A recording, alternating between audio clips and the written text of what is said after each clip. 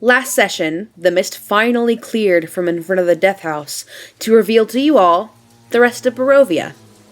Aska found that the will, the deed to the house, and the windmill themselves began to age years' worth of time in an amount of mere seconds after they stepped out of the death house's threshold.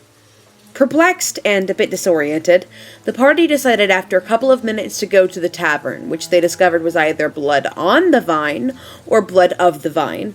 Before they settled into the Tavern of Many Names, a loud sob was heard echoing through the streets of Barovia proper, getting louder the further that they went within the village's walls. Either way, they had quite the conversation with the bartender, who did not want to be there and was trapped within capitalism's constraints, and met a man named Ismark, who expressed that his sister Irina was in danger, stating that the only real safe place to keep her was a church outside of Barovia proper. They agreed to help her, reluctantly. The night came and went, Esther specifically making a new friend in the form of a rat, and bright and shiny in the morning, Ismark took them to his house to meet Irina, who was met with distaste and violent threats from Esther specifically. A bit indignant at the lack of people skills, sorry Esther. It took a bit of convincing for Irina to let the party in. Thankfully, her brother was able to sway her into allowing them inside. And then, they were met with the dead body of Irina's father, the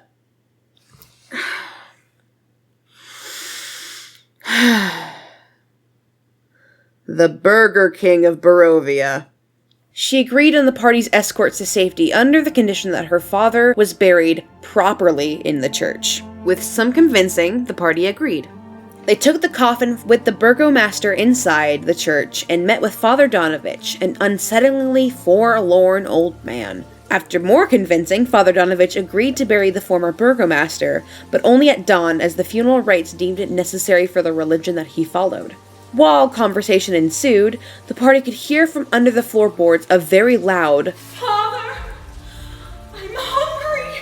Eventually, the party agreed to let the man have his funeral at dawn. They spent their extra time trying to get food from a merchant who was selling things for much over their original price, partially due to the party's unwillingness to listen to the merchant, who said he had no need for trading, or no want. The sobbing from before seemed to have gotten louder as they walked further in through Barovia. Night passed, and the party saw the ghosts of former villagers march up northbound from the graveyard. Dawn broke, and the burgomaster was laid to his final rest. Father Donovich suggested that if Irina is to be safe, she is to be taken far from Ravenloft. Appreciative of the party getting everything done in a timely manner, Irina was ready to embark on the journey to Vallaki with the party. En route to Vallaki, you were all met with a crossroads. The signs read Sayre Pool, Ravenloft, and Barovia Village, where you just came from. A gallows hung in the crossroads, with graves beyond it. After deciding to go the way to Vallaki, through Sayre Pool, you were met with an unusual sight. You hear a creaking noise behind you coming from the gallows. Where there was nothing before now hangs a lifeless gray body. The breeze turns the hanged figure slowly so it can fix its dead eyes upon you. And, Ithan, the moment that you looked into those eyes, it became clear. The man hanging on that gallows is you. And that is exactly where we're going to be picking it up. We open up immediately after. So this is right after Ithan. You see your lifeless body hanging by the gallows. What do you do? Ithan is going to... So, is he the only one who sees it? That is a good question. Is he the only one that sees it? Ithan would have to roll an investigation. However, and I'll tell you what Ithan knows, and then I will let everyone else know what they know after the roll. Cool. That is a 23. Wonderful. Great. Sick roll. Thank you. And this applies for both of you as well. It is just a lifeless gray body. It is a body that wasn't there before, albeit kind of strange. But the body that is hanging there you do not recognize as Ithan, but Ithan you do. It is unmistakable. Oh, fuck this. he is going to completely fall still, and stare at it for a second longer than he maybe should. And he's looking it in the eyes, as if to try and desperately figure out, like, what is happening. Is it worth Arcana checking it? You can give it an Arcana check if you want, absolutely. Because his first automatic reply to this is going to be like, this is a horrible trick that somebody is playing on me. Oh, no, that's an 8. Whatever your natural inclination is, I'll say go ahead and go with that one. But you do not ascertain anything inherently magical about it. It just kind of feels like, you know, whatever your gut says. I can't tell you that, like, it's definitely not. So just go with your gut. Cool. He thinks that this is a premonition. Okay. And almost as soon as he has turned around to look at it and stared at it in these, like, cold, horrible, dead eyes, he's going to go completely silent and turn around and keep walking. Great. What is the rest of the party doing here?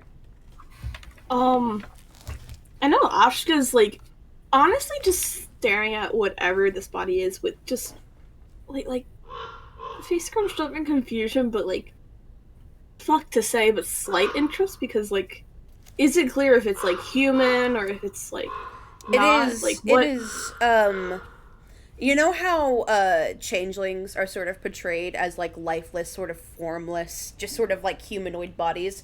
It's like that. It's that sort of nature. You cannot ascertain anything other than humanoid. But it's funny because, like, to you guys, it's just kind of like a formless, shapeless humanoid body. But to Ithan, as he continues to look at it, it becomes more and more clear that the person is Ithan. And Ithan does not look like the average human, because he's not. He's a 7'4" He's a 7 foot. Exactly. He's a fucking cowboy. He's like a cowboy. his feet would be, like, grazing the ground on this. Esther, what's the vibe for you right now? So Esther recognizes that it is a body that was not there before. Yes. But that's about it. Okay. Yep. Well, she finds that fucked and wrong, Yeah. as she has found everything else since getting here. But I think she would definitely pick up on the fact that Ithan has looked at this for, like, Mutt said, for a second too long. Yeah. Taken it and then turned away. So I think I might just straight up, like, ask Ithan if he's okay. Like, to ask him, like, if he knows anything that we don't, maybe? Because, like, obviously Ithan is seeing something that we are not. So you're, like, coming up to him. Yeah, so I'm like, have you turned around, like, has Ithan, yeah, he's like, turned around and he's, like, walk? I'm, like, going to walk away. Yeah. Okay. I have to get my role-playing shoes on. Yeah. Ithan? Ithan? Are you okay? I'm fine. I think that we need to leave, and I think that we need to leave right now. I'm not crazy. That was not there, was it? No. Which is why we have to go. I don't think that we can stay here. And just to remind you guys, Irina is with you all right now. And she's been kind of keeping her distance, especially since she's noticed that Ithan has sort of been looking at this lifeless, gray, hanging body. And after a moment, she sort of, she clears her throat and she goes, are we all okay? Personally, I'm fine. It's just a bit surreal. Yeah, I'm fine. I think, a dead body appearing where there was not a dead body before is an inherently bad sign, however. So I think we DM, should maybe... like, real quick, is it dead? I mean, do you want to Like, check is it, for like- dead? Check for dead. I would like to roll die to check for dead, yes. Yeah, you can roll die to check for Well, dead. what's the dice for checking for dead? I would say investigation.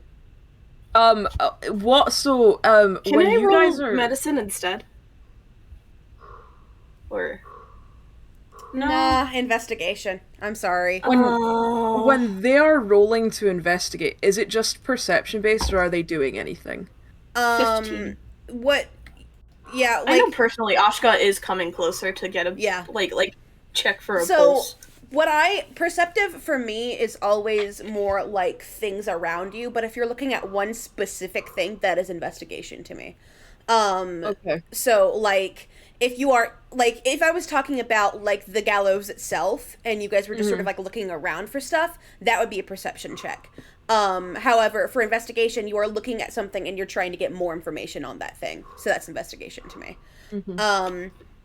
Now, whenever you get closer after, what was your roll for? 15. As you're up close, I wouldn't say medicine. I'd say an arcana check. Give me an arcana instead. And, like, as... I'm sorry. There we go, dogs. As Ashka is getting closer, ithan has stopped and turned around and is getting very uncomfortable immediately.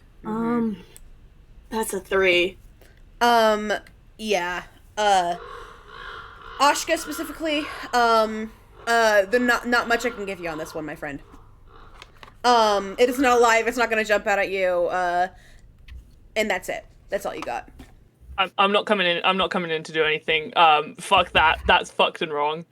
Ithan is completely still and is literally just watching Ashka. The moment that Ashka goes anywhere closer, he's going to shout at her. Bolt still. And how Ashka investigates is she is stepping closer to the body, and if she can reach, she is checking for a pulse at a pulse point, because it's not just the wrist, there is one at the foot and stuff. Okay. Easiest access for you would be the foot. Yeah, so she does just 2 fingers on the foot. No pulse. Just to fail. As Ashka reaches for it, Ithan is immediately like, please don't touch it. Just move. I'm making certain that it's dead. It is. I don't care. We'll keep I moving. need you to leave it. Alright. And she just steps away, turns on her heel, and she's gonna keep going. He is going to turn around and keep walking at that. Irina, who is still there, and noticed the Hi, palpable Queen. energy change between the party, looks over to Esther specifically, and then looks to them, and then sort of gives a look, like, to the other two, and gives a look like, this is the functional party? This is it? I'm sorry, you think it's functional, Queen? Oh, no, that was fully sarcasm. Like, it was like that's the functional question mark party? Maybe don't touch my dead body. It's That's literally mine. just No it's one literally knows- just the guy from Danganronpa Murder Comics. What are you on about? Ithan doth not care. He's like, that's my dead body. Only I get to touch my dead body. Here's the thing. my- Mom said thing. it's my turn on the dead body. And just as a reminder, Ithan, you are the only one that sees your dead body. So Yeah, you are the only no. Okay, cool. Just so you're totally- reminded. Cool. Yeah, he gets that. He just doesn't want anybody going. Because, like, visually, he's still seeing somebody touching him. Yeah. Like, Yep. when Ashka goes up, she's not touching, like, a grey mound. She's touching his Yeah. ankle and Yep. his foot. And he's like, just fucking leave it. We can not do that. Cool. All right. So, whenever there is a palpable silence, and whenever that silence is lifted, Irina sort of clears her throat and goes, okay, so, according to the signs, it doesn't exactly say, so, Ravenloft and Vallaki is to the southwest. You said that you wanted to take me to Vallaki, right? If that is closer, yes. We're going to have to. I know a shortcut. So I can get us through that shortcut. Shorter How do you know a walk shortcut? time. What? How do you know a shortcut? I thought you were Maps? in your. Is it safe? Can we I trust mean, it's... a line in a map? Here's the I issue. think we'll be able to handle it. Do I know if it's safe? No, I've never been outside of Barovia proper. However, I know for a fact that it is better to be on the road for as less time as we possibly can. So it's up to you whether or not you feel like the safer option is the actual road, or if we want to take the shortcut. It's up to you. Well, where exactly is the shortcut? It is, and then she points to Serpool, which is, by the way, Tserpool, 2 different words, Serpool. And what she says is, she's like, oh, I didn't bring a map on me. But what I know is that so the path over to where we need to go sort of swerves around, but the map, like the part of the map that I am thinking that we can go to, cuts straight through. So I don't know. It's a dangerous place. The woods are very dangerous. So that's just my suggestion. You guys are the capable party. So, You're a part of the group as well, you know that, right? You know, I don't think that I want to be. Welcome to the Fair, family. honestly. Wouldn't quite say What family, but schema okay. Fine. I think we ought to take the shortcut. If I can handle fast. whatever comes our way. Cool. I trust that. Sick. So you take the shortcut. So you are coming from the crossroads. Your interaction with the gallows having been completed. It takes a little bit to get there. But eventually the road gradually disappears and is replaced by a twisted, muddy path through the trees. Deep ruts in the earth are evidence of the comings and goings of wagons. The canopy of mist and branches suddenly gives way to black clouds boiling far above. There is a clearing here next to a river that widens to form a small lake several hundred feet across. 5 colorful round tents, each 10 feet in diameter, are pitched outside a ring of 4 barrel-topped wagons. A much larger tent stands near the shore of the lake. There we go. Its sagging form lit from within. Near this tent, 8 unbridled horses drink from the river. The mournful strains of an accordion clash with the singing of several brightly clad figures around a bonfire. A footpath continues beyond this encampment, meandering north between the river and the forest edge. And I want everyone to roll me a history check, please. 24. Dirty 20. I either got a 5 or a 2. I don't know. Who got the highest roll? Me. I got a 24. You got a 24. And that's perfect because you recognize the specific way that the tents are sort of placed, and the garnishment of like the entire camp is familiar to you because you've been to a camp similar to like this before. Whenever before the Death House, the Vistani encampment. That you I missed met them. Stanimir with. So this is familiar territory. Not the exact same one. Well with the, what 20. did you get? You got a 20? Oh yeah, absolutely. Honestly, it wasn't really tough to beat. Sedona, you were also very trashed.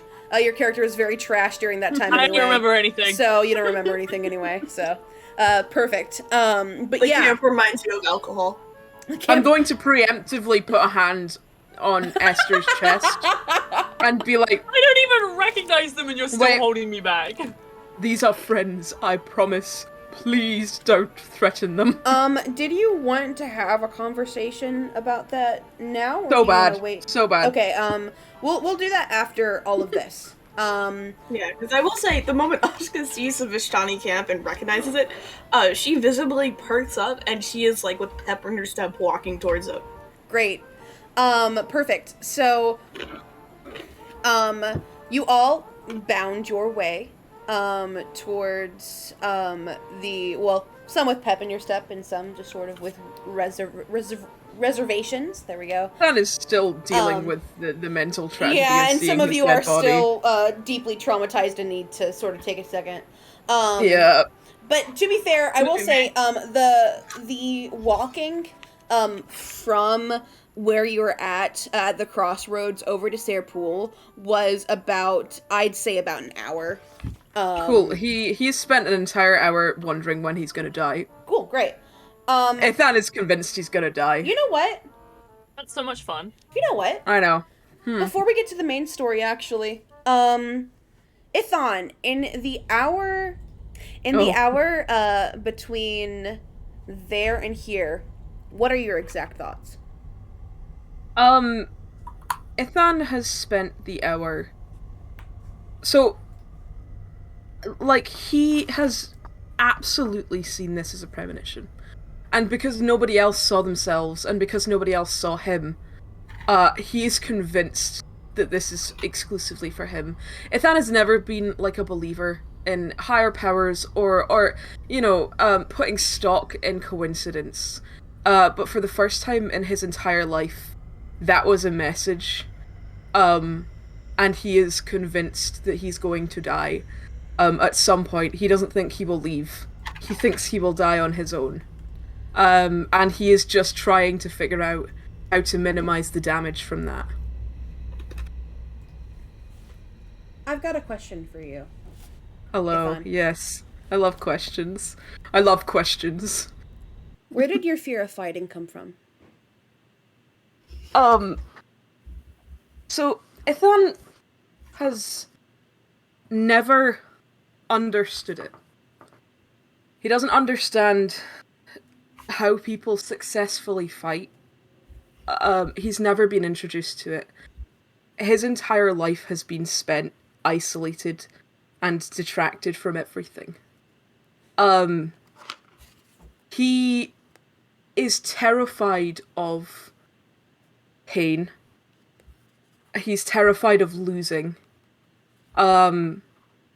And he's terrified of not being the biggest person in a room. Because he never has been. And he needs to be. He needs to be bigger, and he needs to be smarter, and he needs to put himself intellectually above people, because he knows he can't do it physically because he's never been able to. Let's take a step back. Let's think to what seemed to have been a simpler time. Oh no. You Oh my are in the in your little hut outside of society. Your little slice of home. Your mother has just gone to make dinner, supper for you, and your father has called you into the into like this sort of main room. Books hang from the shelves, thousands spanning from one side of the room to the other, all of which are his. And he regards you, a little bit of a nod, and waits for you to say the first word. Ithan walks into the room. He's seen it 1,000 times. He sneaks in here when nobody else is here, and he picks up a new book and he finishes it. And he looks at his father, who, he is the double of this man, I will say. His dad's just him. Yep. And he, looks at him, and there's a moment of silence. He's completely used to his dad doing this. His dad waits for him to start things. And he goes, you called for me? I did. Is everything well? Child, you're getting to an older age. Time is passing you by, and I don't think that you can stay here for much longer.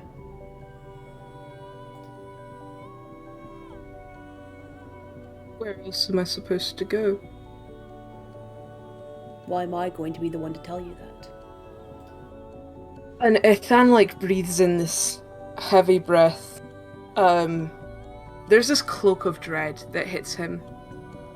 He almost never leaves here. It's completely isolated from everything.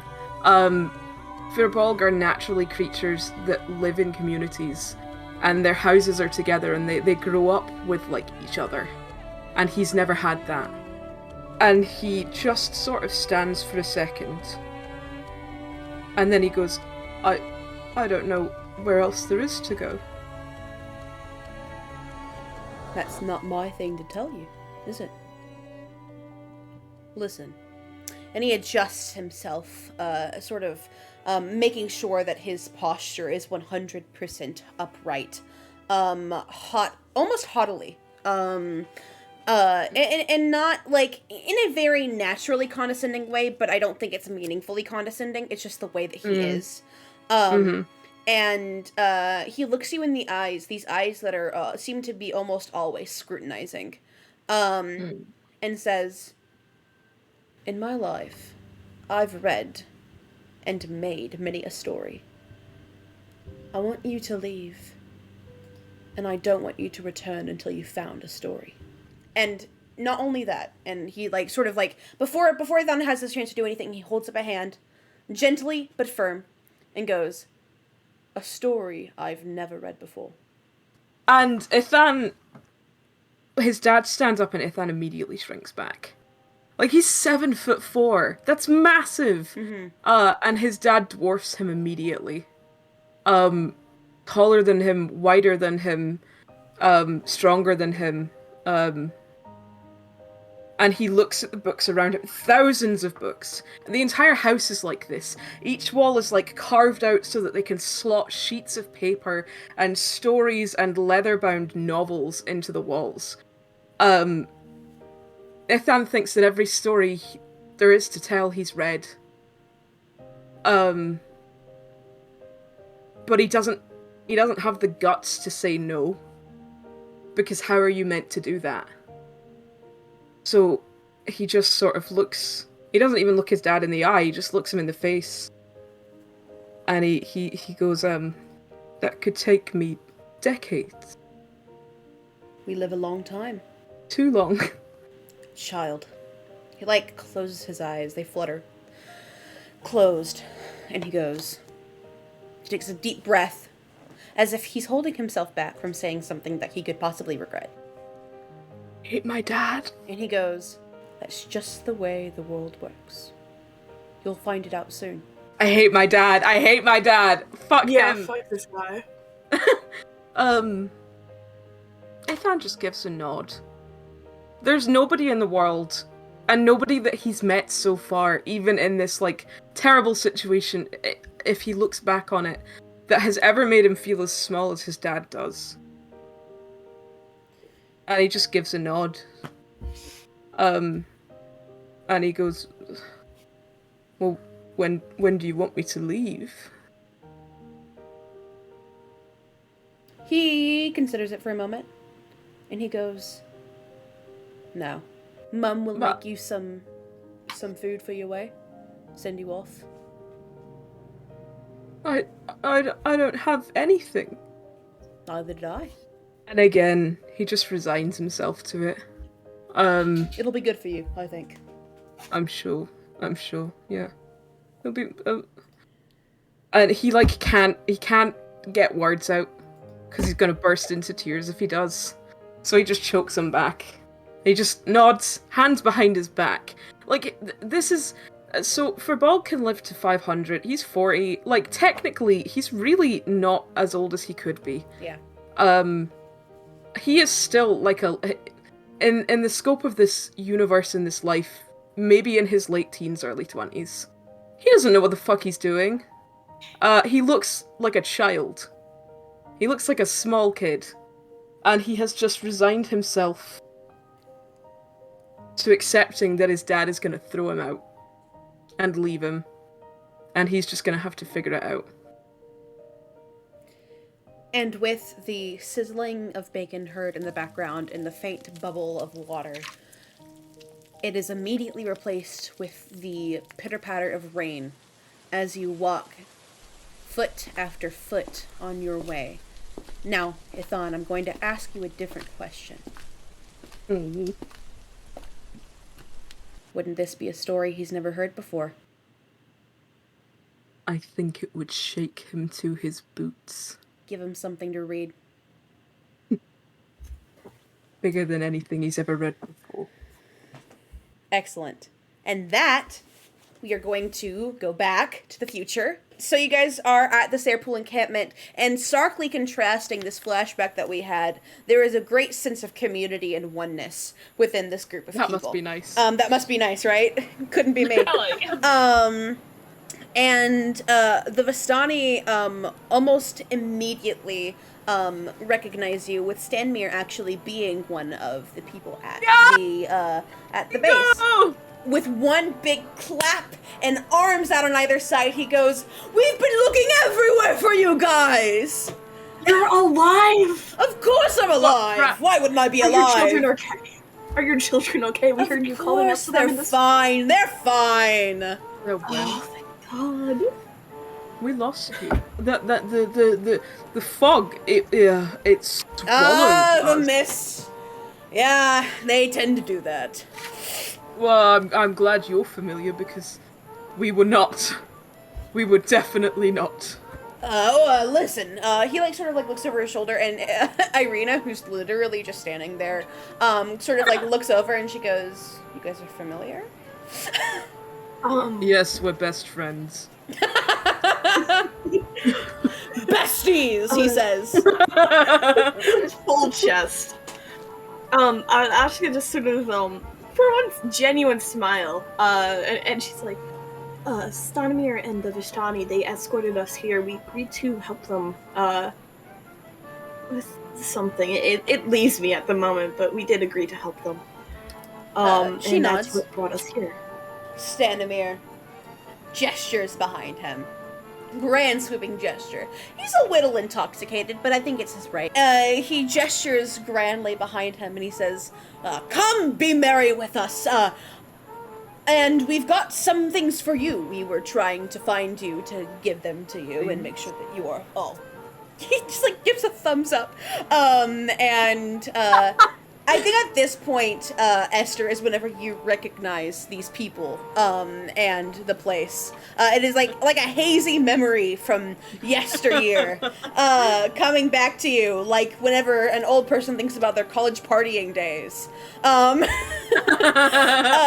Like that one time that you got so fucked up that you're like, I am never drinking again, like that. The way I remember, or rather Esther remembers it, is Esther got fucking smashed, got very, very wavy, and then woke up in just a mist. Trusted them enough to be that drunk around them and you guys, and then just woke up in the mist and then had the worst 24 hours of her life. Bar everything that's happened before. So I think there are some reservations about them, and the fact that they're so okay now really is gonna rub her the wrong way. That we've just gone through actual hell and the worst house ever, just ever, and they're like, "Friends, where have you been? We've been looking for you." So, and I will say, very quickly, the smells that you get from this are stew specifically. It smells like tomato-based kind of stew. Oh, fuck yeah. Please talk more about this too. I love this. The closer that you get inside the encampment, you can sort of smell the hints of bread being made. And you sort of get a look and you see a sort of flatbread. It's like fried flatbread.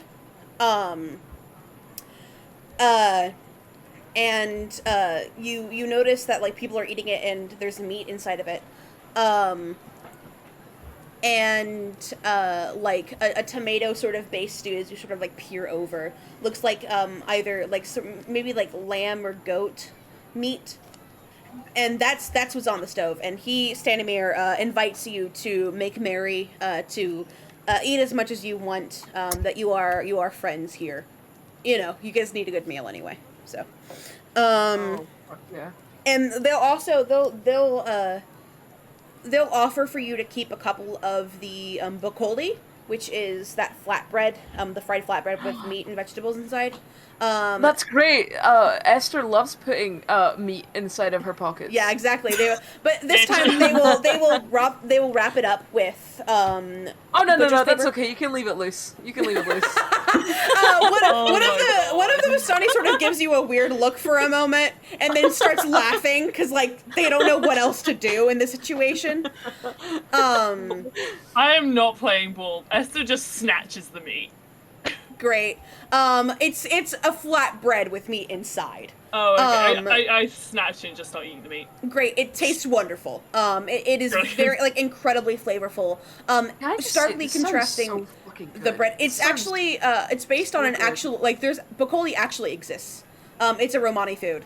Because the stew reminds me of like lesco, Yeah. Which is like a tomato and paprika stew. It's so fucking good. The stew that I know it's so good. It's really bony though, but it's really good. the stew that they give you is called ihani, I think is how it's pronounced. Nice. And it's Macedonian in nature in the real world implications. It's got meat and made in a clay pot. Big, huge, hearty. It's got like carrots in it. Oh my god. Potatoes. Very heavily seasoned. It's like the people who are doing this know what the fuck they're doing. Sounds so good. Ashka's definitely getting like a serving of the soup and some of the flatbread. She's chill for once.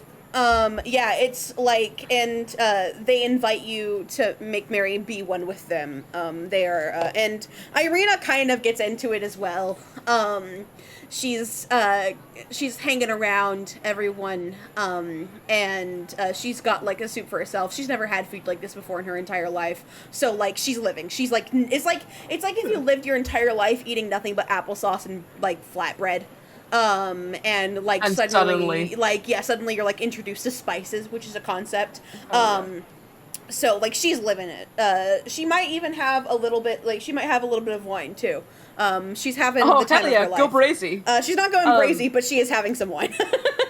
Ithan is probably, even out of everyone, including Esther, probably the most reserved. Again, Mans is going through it. It's not that he doesn't enjoy being here, he appreciates the atmosphere. But he's got like a bowl of soup, and he's avoiding the solids because his stomach feels sick. And he's like sipping on the broth. One of the younger Vistani takes notice. Yeah, definitely takes notice. At you specifically, and I wouldn't say like a child. I would say around maybe like 16, 17 years old. And she sort of, she walks up to you for a moment and clears her throat. And she goes, "Your stomach hurting?" Yeah, just a little bit of nausea. We've been traveling a while. And he's like offering a white guy smile. She offers a smile too, and it's very soft and serene. And she goes, "Aww. Would you like me to help you with that?" If you're offering, is there a fix? And she goes, "I need your hand for a moment, please." He is very tentatively, not because he's suspicious, just because like, how often do you get asked for your hand by a complete stranger? But he's gonna set down his little pot, and he's gonna extend one, and I will stress, very large, ray for about like size of someone's hand, palm up, and look at her as if to be like, just be careful. Yeah, and her hand, which automatically dwarfs yours. No, sorry. Your hand dwarfs her hand. Massive hands! Yeah, no, she's got huge hands. Small, but like huge hands, yeah. She's like a fucking Sonic OC. She's like a fucking Sonic OC, yeah. She's got small hands, and your hands dwarf hers considerably. And for a moment, first of all, I want you to make a wisdom save with disadvantage. I promise it's not bad. Okay. Let me you check. promise. My saving modifier. That's a 10. Okay. Let me Great, I'm gonna that start just using passes. different dice. It just Cool. fails. Oh, but that's but not bad. great. That's not bad. So what happens is, for a moment, her hand sort of seems cold, and then immediately it's warm, and it sort of shoots up from your wrist over to your elbow, over to where your chest is, and immediately, it doesn't alleviate all of your anxiety, but it does give you some time to just breathe. Oh. And she goes, "Can you breathe with me?" He gives like a very curt nod, mostly shocked by the fact how quickly something has dissipated. Not entirely, but enough for him to be able to like think. She immediately takes in a very deep breath, and she goes, "You're going to inhale evil for a moment, and you're going to hold it in your chest. And then as soon as you feel as if you're unable to hold it anymore, you're going to release that evil out into the world. It no longer belongs to you. Okay?" Oh, this is very nice. Yes. It's it's going to be fine. It's fine. And I It's not promise gonna you, it's not going to feel like that forever, but it's going to feel like that for now. Right off that, okay? It is going to be fine. You're Okay. big and strong and capable. Thank you.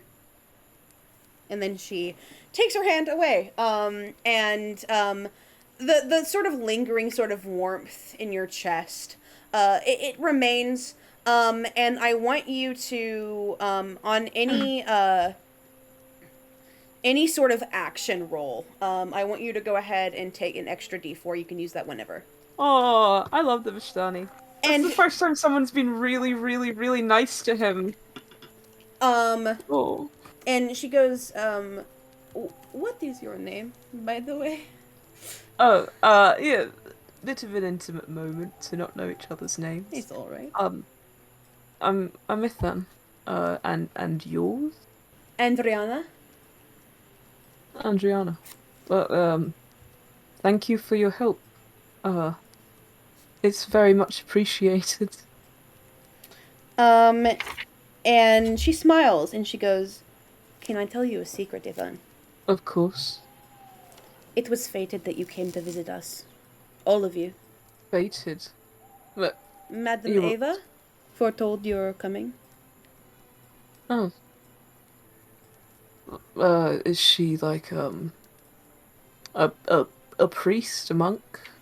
Nothing of the sort. No, she's just one of us. She has powers beyond what I can do. With her cards, she can see into the future, and I think you might need it. And she sort of like gives him like a little bit of a nudge. He is going to crack a hint of a smile. There's a little bit of pain behind it. He still thinks he's gonna die. Yeah, real. Fair enough. You can't cure everything with the magic. Yeah, she nods, and she goes, yeah, I kind of expected that kind of response. But first, come with me. And then she sort of like grabs your big ass hand, with both of her hands. It still does not, it's still not even close. Yeah, it's like baby hands against it, like a large monkey, I understand. Exactly, yes, exactly. Yeah. And takes you and then ends up grabbing, just sort of a couple of other Vistani and motions both you, Esther and Ashka over. But before we do that, I'm going to go back a little bit. During that time that's happening with Itham, what is the rest of the party doing? I will say Ashka's just sort of like the most relaxed that she's ever seemed. Mm-hmm. But she is sort of like hanging around like Irina, like just sort of like, is this a bit of a culture shock for you? I know it's a bit different than Barovia. I mean, maybe a little bit of a culture shock, but I don't think the culture shock is inherently a bad thing. I mean, I've been itching for a change anyway. And after Father passed, I mean, what better time to do it than now? And what better to do it than with good food? And good people. For the most part. She, like, sort of looks over to Esther. She's just like that. Nice. Oh, you could hear us? Ooh. Can I hear? Do you want to give me a perception check? If you actually can. Actually, Oscar's what is quiet. Esther's passive perception? I'm giving you luck. I'm Nine. giving you luck. Oh, that's a 9. 9. Yeah, go ahead and roll me perception. Lord, okay. I'm giving all my luck. I'm giving all my luck. I'm giving all my luck. Power of funny. Power of funny. 8. That's. Are we being particularly stealthy about it? No. It's Oscar. She doesn't care. Power of funny, sure, yeah. Esther can hear. Just very barely. Esther can hear her name, being said. That puts her in a great mood. By people that you recognize. And, she sort of pauses and she goes, yikes. But yeah, I wouldn't necessarily call this a bad thing. I mean, you went to Barovia. I sure did. You sure did. And does that not say enough? For a town of sorts, it lacks unity. I'm not sure if it's always been that way, and I honestly mean no offense towards you. I know your father. No. Yeah, no, it's fine. You're not wrong. We all do what we can. I mean, we have unity in our ways, Ismark and I. Is that not family? It is family. Yeah. I'm not by blood, but I don't think that really matters. Never does. What is it with you and Ithan? What do you mean? And she, sort of raises her brows, face sort of falls flat, and she goes, back there, with the gallows, there was some palpable tension between you two. I'd say we've gotten along in the past, but I guess it's being tested. You two need to Since I'd rather not. I'm just simply here to do my job and make sure they stay alive. Yeah, well, a good unity between a party means life or death. And the moment that you two disagree on something during the heat of battle, that's whenever you die. I don't let that stuff blind me in battle. No one ever does. She gives a kind of sly smile. I'm not here to tell you what to do, but you're gonna have to talk about it eventually. Probably. Otherwise, who knows what may happen. Good soup, by the way. She, puts the soup up to her lips. That was an okay sign. Good soup. Esther. She sort of silently laughs, and then she's just like, I'll talk to him.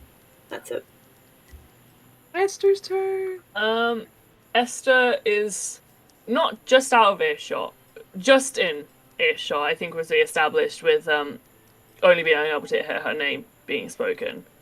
She's sitting just outside of all of these circles of people talking, of, eating and being merry. She's sitting just outside of them, and she is keeping a hard eye on her party, on ithan. She's watching as the kid, who's around her age, he said was about 16, 17, Esther is 18, is around her age, has come over to ithan and taken him by the hand. She's keeping a firm eye on him, as well as trying to focus in on aska and Irina. Not really hearing their conversation, but more just watching them talk, while in silence is eating her meat and soup. And a moment passes, and another girl, Vistani, that seems to be around your age, maybe a little bit older, like 19 or 20, sort of sits by you for a moment and looks to the side and goes, "You're a little bit of a loner, huh?" So, what was your first clue? The fact that you're alone. Quick-witted. At last, I admit it. She waits a second. She's got and this is kind of similar. Well, actually, you know what? No, I'm the boss here. I make the decisions. This girl specifically, she's got very long braided hair, beads in it. Some 2 pieces of hair, sort of at the temple, sort of come in at a curl, a pin curl, and sort of olive dark skin. Looks to be human. A nice, a hooked nose, a pleasant smile. a little bit cocky. And she goes, "Do you want to be left alone? It looks like you want to be left alone." I really would. Thank you. Okay. And She's like jeering, like I don't have my camera on right now, but she's jeering, like she's shoving food into her mouth, like biting her tongue.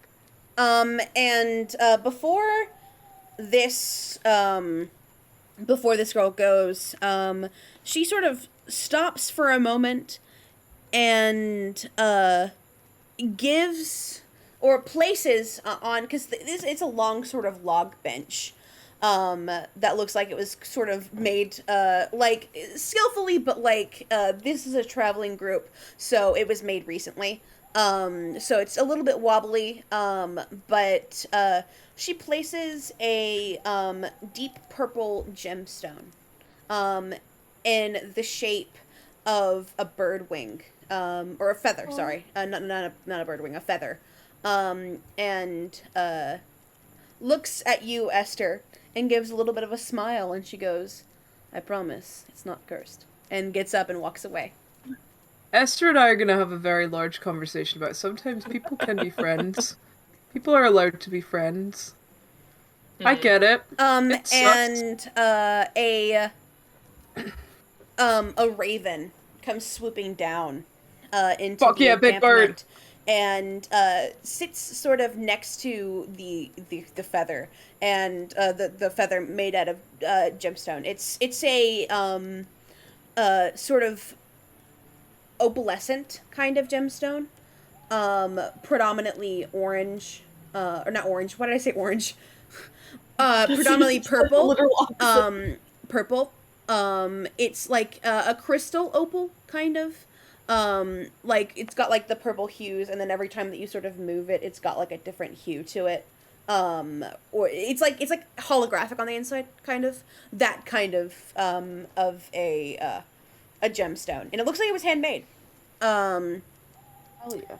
And the raven looks over to you, cocks its head, and just makes that So squawks back. It squawks back as well. Oh, fuck yeah, we talking to birds now? Discord is not picking up. I'm squawking to myself alone in my room, and I need everyone to understand I am trying my best to voice that. And do you have the hat on right now, by the way? Of course. The rat in your hat sort of skitters around and starts running in circles. I lift up my hat. The rat goes from your head over to your shoulder and peers over on its hind legs to look over at the raven and chitters at it. And then the raven also goes again. And flies away. And the rat goes over, skitters down your arm and to the feather. What's it, buddy? It sniffs it and looks to you, and then skitters back up your arm into your head, sort of burying itself in your hair. I trust it a little more now. I'm still leaving it on the side of the bench, but I'm not like recoiling from it. Wonderful. I've also given a little bit of the bread and meat to the rat, because I'm taking care of my animals here. Yeah, cool. And the rat will take it with ease. I put the top hat back on. Great. Just when I Little chef. fucking out and I have this top hat on. Ford Fiesta in a top hat. I take D&D very seriously. I did not read the room for this campaign. I'm gonna be real with you. And now is whenever from Ithan's little bit, everyone is wrangling everyone over to the fire. And the Vistani who held your hand, Adriana, she begins to, once again in front of the fire, very familiar, recounts the following tale. Oh, fuck yeah. A mighty wizard came to this land over a year ago. I remember him like it was yesterday. He stood exactly where you're standing, a very charismatic man. He was. He thought he could rally the people of Barovia against the devil Strahd. He stirred them with thoughts of revolt and bore them to the castle en masse. When the vampire fire appeared, the wizard's peasant army flew in terror. They stood their ground and were never seen again. The wizard and the vampire cast spells at each other. Their battle flew from the courtyards of Ravenloft into a precipice overlooking the falls. I saw the battle with my own eyes. Thunder shook the mountainside, and a great many rocks tumbled down upon the wizard, yet through his magic, he survived. Hell yeah. Lightning from the heavens struck the wizard, and he stood his ground. But when the devil Strahd fell upon him, the wizard's magic could not save him. Oh no. I saw him thrown into 1,000 feet to his death. I climbed down the river to search for the wizard's body, to see if, he had anything of value. But the river Ilvis had already spirited him away. I do not remember the man's name, but it sounded important. I tell you this cautionary tale to tell you this. Madame Eva waits for you. I think you should go. She'll help you. Oh dear. And she looks over to a tent at the edge of camp. Ithan, first of all, hell yeah, wizard fighting big bad man. Hell no, wizard dying. Yeah. It's all hitting a bit too close to home. Yep. Second time a wizard died so far. Bro. So Ithan, he's definitely getting the sense that, he's actively being told that, this woman is going to help him figure out what he needs to do next. Yes. And what is coming. Specifically using the wording, she will be of great help. But yes. Sick. So he, in spite of the fact that his anxiety has been calmed, there's a little bit of peace and warmth in him. But it's not enough to stop this, sense of, I need everything I can get right now. Yep. And so he takes Adriana's hand, and gives it a little squeeze. A genuine and sincere sort of, thank you. And I hope that she is as much help to me as you seem to believe that she will be. Another little squeeze, and he stands and he goes for the tent. Without hesitation. Great. Is everyone else going to the tent? Yeah. I'm following, Ash yeah. is definitely heading towards. Are you picking up that, the gemstone yet? Ooh. You can say no, it's fine. You don't I'm have to gonna say yes. I'm gonna say Esther sees Ithan leaving and is immediately preoccupied with that and just genuinely, honestly, forgets about that it's there. Cool. forgets that it's there and is up and following her party. Cool. Great. So you make it into the tent. Magic flames cast a reddish glow over the interior of this tent, revealing a low table covered in a black velvet cloth. Glints of light seem to flash from a crystal ball on the table as a hunched figure peers into its depths. As the crone speaks, her voice crackles like dry weeds. At last, you have arrived. Cackling laughter bursts like mad lightning from her withered lips. And this lady, who you can presume to be Madame Eva, looks to all of you and regards you. In fact, she goes, yes, I've been waiting for you. Ithan, is it? And she looks to Ithan, raises a withered hand, and gives you a solemn nod, and says, "That looking for a story, yes, and Esther, your skills as a barbarian, just." The rage within you, the one with rage, and Aska, the one with fire in her heart. It's so good to finally see you. Come, sit down. Can I This is Arcana also check to see Irina. what kind of magic? Yeah, Irina. Irina doesn't. She. Oh. It's kind of clear that whenever like they say you can go see her, she just sort of like stays on the outside. She also kind of doesn't want to be involved. Not for any personal reasons. It's just like, this is your thing. I'm gonna stay out of it. Yeah, she's like, you're the party. I'm just the partied. Yeah, exactly. Cool. Can I Arcana check to see what kind of magic there is going on in here? You absolutely can. Give me that check. Cool. That's bad. That's going to be a 9. Outside of oh, what's the word that I'm looking for?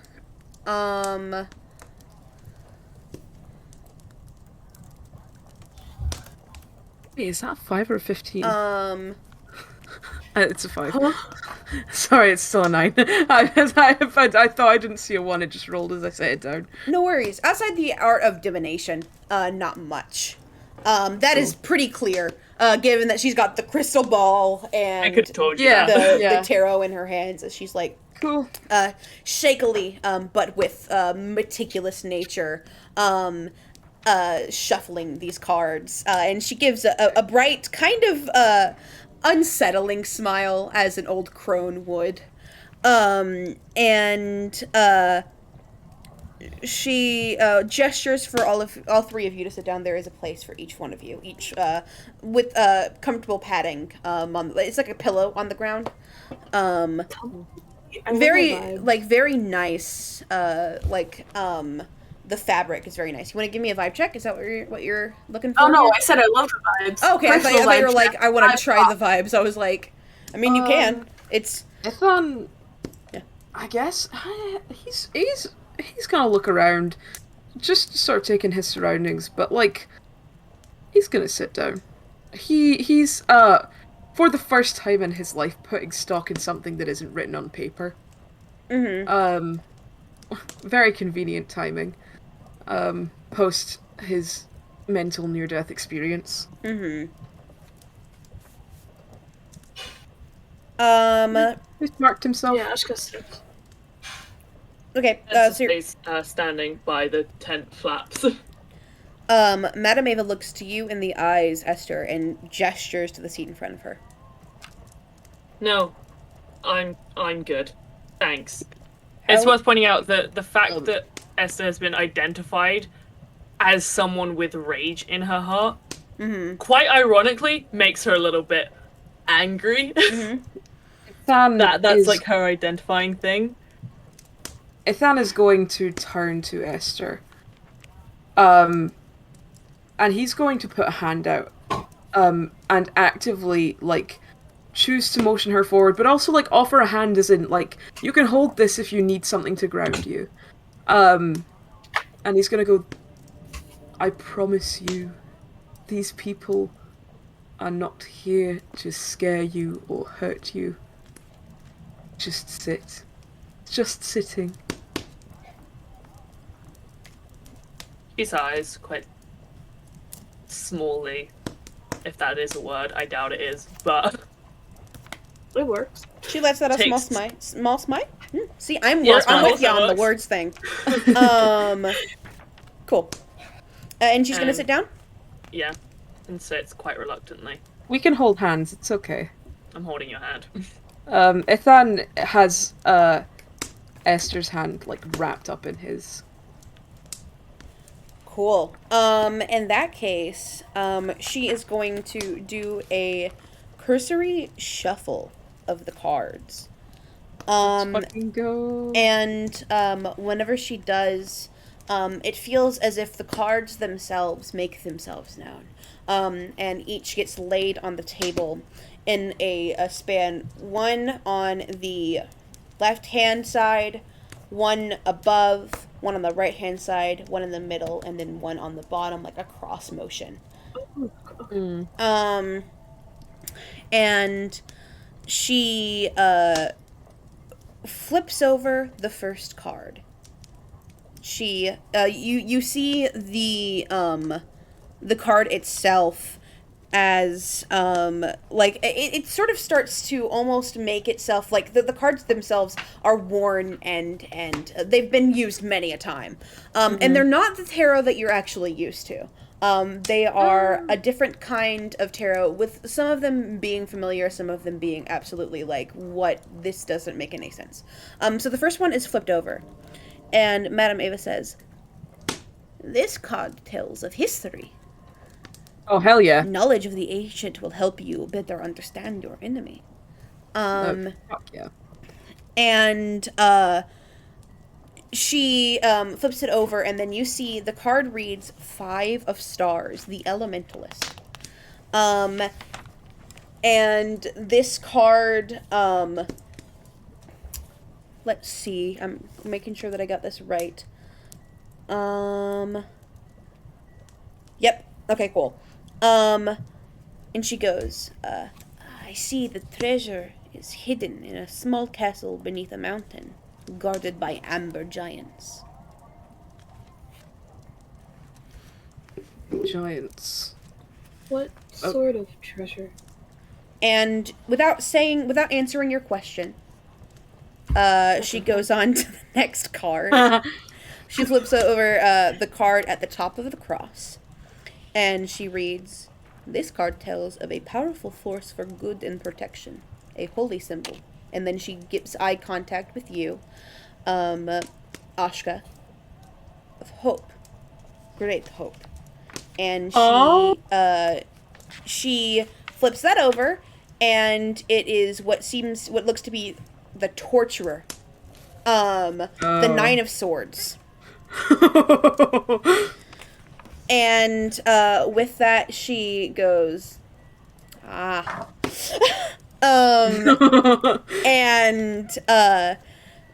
she goes, "There is a town where all is not well. There you will find a house of corruption, and within, a dark room full of still ghosts." Barovia.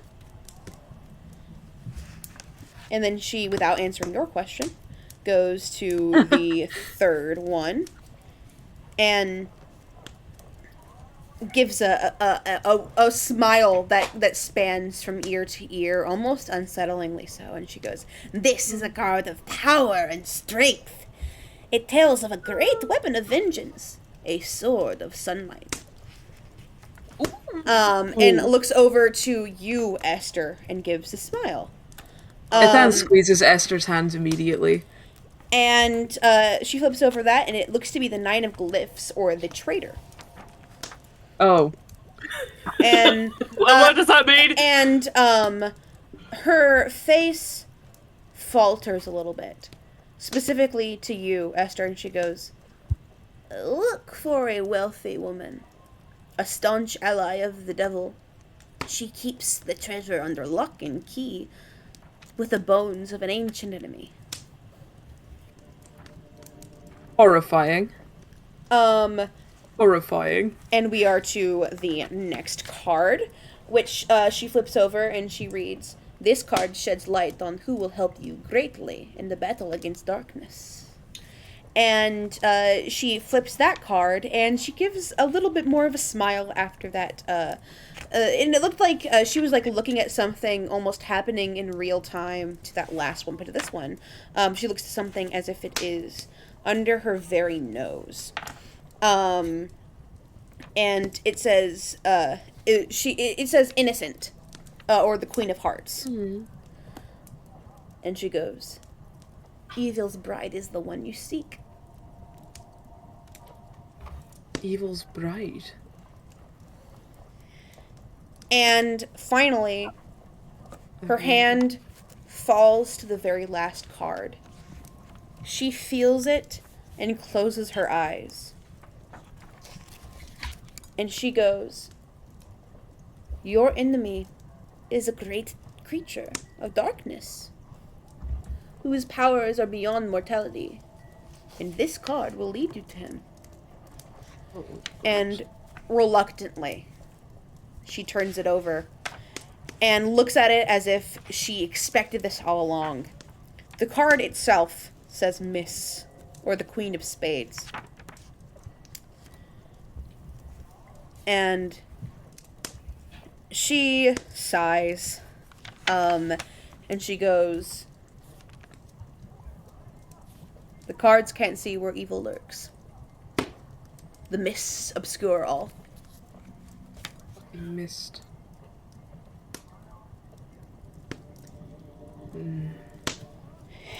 And she sighs and puts away the cards. Does a little bit of a thank you, one hand over the top and over the bottom, and looks up and down, as if not thanking you, but thanking whatever power has given her the ability to foresee this thing. And she looks to you and nods, and she says, "Eva's bride seems to be closer than you all think." Arena. Arena. And she falls back as if her work is done, and regards you all with a nod. You now may ask questions to her. What does the traitor mean? All I know is what the cards told me. Why are you telling us all this? I just do what I'm told. I do what the spirits tell me to do, and this is what they tell me to do, so I'm doing it. What spirits? The ones that allow me to be able to read the cards. Alright. Esther's just been told that something about her, very intrinsically, is a traitor. Still very... Okay. And obviously, like, as a character, you can get this however you want. The card readings are for things outside of yourself. They're just maybe things that might be related to your character, but you're not being called a traitor. The card is just a traitor. It's like regular tarot, right? Death doesn't mean that you're gonna die. Traitor. Traitor. Traitor. Okay, I wrote down traitor. It's like where death doesn't mean that you're gonna die. Yeah, Death exactly. means that there's gonna be a new beginning. Yeah. Yeah, I'm, like, just bringing this up because, like, Esther is not the smartest. That's fair. That's fair. And, like, again, like, just so you know, out of character, this isn't me saying your character's a traitor. This is, like, the thing. Yeah. I want you to roll me an Arcana check. Oh. Everyone, or? Nope. Just Esther. Please do well. You can roll me an Oh, Arcana why do I have check if you such want to. garbage rolls? I rolled a 3! Good. Oh boy. Aska, if you want to also roll Arcana, because you seemed pretty happy to roll Arcana, you can. I'm I holding can't. Esther's hand. Does this help if I roll Arcana? Yeah, no, that's a 6. Do you want to roll Arcana? Yeah, and I'm Please? holding Esther's hand, so can it go, like, through us? No. I don't know. Nah, Are we connected? you cannot. No. 17. Okay. Ithan, you know enough about this specific magical trade.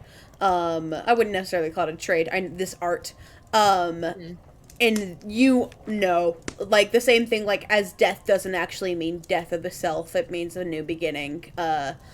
It is that same concept. You are free to tell that to your friend that you are holding the hand of, if you would like, because given the way that they're reacting. But we're gonna go ahead and have Esther. Nice. We're gonna go ahead and have Esther do what she feels she needs to do to be able to get this up, and also to be able to start, like, you know, giving you an inclination that something might be a little bit wrong. So Esther, what is your response? What is the question that you're asking? We're going back to you. It's less of a question, and, well, trying to think about how to word this. Because I just want to, like, she doesn't have any concept of, like, what any of this means. She doesn't, like, understand that it's, you know, oh, it's like a metaphor. It doesn't actually mean this. It's not actually that. She just does not get that. And, you know, she has problems with trust and has just had someone mystically read out a card that's very much about, like, directed towards her. Like, she saw, like, the way that she smiled, that, Madame Ava smiled at her specifically. Like, she knows that this is about her and has just basically had the keyword traitor thrown at her, and she has absolutely no concept of like what that could mean. And so like this is like deeply unsettled her. She is leaning towards the table, and I trust that someone in the party will pick up on the fact that it could get a little bit hostile a little bit quickly, because I doubt that Madame And Ava Ithan, is this the kind is of whenever person... you notice. Yes. Yeah. Yeah. I'm literally Madame Ava is holding not the Esther's person hand. for concise answers. Fixing my camera. You're good. I am literally holding Esther's hand, so you can't move without me noticing. Yeah. I clock it immediately. And Ithan, like, is going to again squeeze Esther's hand and hold it like really tightly. And he's gonna look at her. And he's gonna go, look, this is a big, scary situation for you. I understand that. This is all things that you're unfamiliar with. I would never knowingly lead you into something that I thought would hurt you. This isn't bad. She's I promise. calling me a traitor. She's not. She's saying that there's going to be something that pertains to a traitor in your future. Not that you're the last one of all of us who would be a traitor. You know that. Please, can we just get this done? I know. I don't want to be here either. This is bad. It's a bad situation to be in. I promise. Nothing bad is being said. You're okay. The cards are like vague outlines of things to come. That does not mean that they should be taken with face value. Just because I looked at you and said traitor does not mean that you're a traitor. It's just something that might pertain to you. The card tells. It's like if you look at the picture, people are going to have different views of what a picture looks like. Picture is a picture. A picture is something that is on that you can see. No. Esther. And Ithan is genuinely... This is probably the most patient he's ever chosen to be with somebody in his life. He understands why Esther feels like this. And again, he's like not letting go of Esther's hand. If Esther lunges for anybody, no, she doesn't. Because he's got a hold of her. And he goes, you remember when we went into that hall in that house, and there was a picture on the wall, and I walked up to it, and we all looked at it, and it was like a forest. There were trees, there was a path, but I looked at it and I saw something different. I saw something awful. We see different things. Not everything can be seen immediately. And that's okay. You'll know things that I don't, and you'll see things that I don't. We're not going to interpret things the same way. Esther relaxes again, just sort of collapses back down onto the is it like the cushions that we're all sitting on? Yeah, it's like it's a cushion on the floor. So you were probably like sort of leaning forward, sort of hunched over the table maybe a little bit, but there's nothing to sort of support your back, but it is like you're probably like kind of squatting, so you've sort of like plopped back into the chair or the cushion. The cushion. I literally just said it wasn't a chair. Cool. And with that, Madame Ava doesn't really have much to say to you if you don't have any other questions for her. I have questions, but I don't want to ask them in front of my party. Okay. In that case, does anyone else have any other questions? Nope. Great. Then you guys can go ahead and go out. In that case, you guys can go ahead and file out. Irina is going to sort of be waiting to you guys and offers you a nod, a little bit of a smile. And the Vistani immediately welcome you back and get you back into, their little circle. And Esther, the rat in your hat, starts to chitter and sort of scratch and burrow itself in your hair. And kind of starts to tip off the hat itself as if it doesn't it's suffocating. The air is stale and you probably have dandruff from not showering in a little bit. So it wants to be let out. Obviously. Cool. Cool. The rat immediately skitters over and sits right next to that the opalescent feather again. I'm curious about it now. Yeah. Going back over to it, I pick it up with my thumb and my pointer finger. Mm-hmm. Is there a source of light besides, the campfire? There's, torches that people have. There's some hanging lanterns, up at the top. There are other light sources. I will say it is not nighttime yet. Because you guys departed, earlier in the morning. Yeah, but I hardly expect, it's, bright and sunny. It's not bright and sunny, yeah. I'd say about this time, you are about 3-4 p.m.? I'd say 4 or 5. Gotcha. You guys spent a while, conversing with the Vistani, and also, the stint with the the hangman took a little bit too. That horrible little event. Yeah, that horribly traumatizing event that happened. Yep, yeah, awful. Hated it. Terrible. So I'd say around 5 p.m. So the sun is starting to set now. So you wouldn't be incorrect. Is Esther visibly looking for a light source right now? Oh. I was just planning holding it up, seeing if there's anything unnatural about it, in the way that it shimmers or anything. Okay, then in that case, you can't find anything other than the fire and the lanterns, which are pretty high up. But you can go ahead and take note of that aska, that she's sort of looking around for a light source, and you sort of go first to one of the light sources, and you realize that it's not bright enough, so you go, God damn it. And then you go over to the fire, and the fire is too unpredictable for you to be able to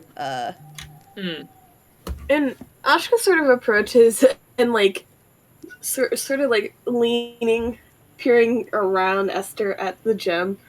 He's like, "Now, where did you get that?" I don't know, some kid gave it to me. She's literally I older know what than it you. is.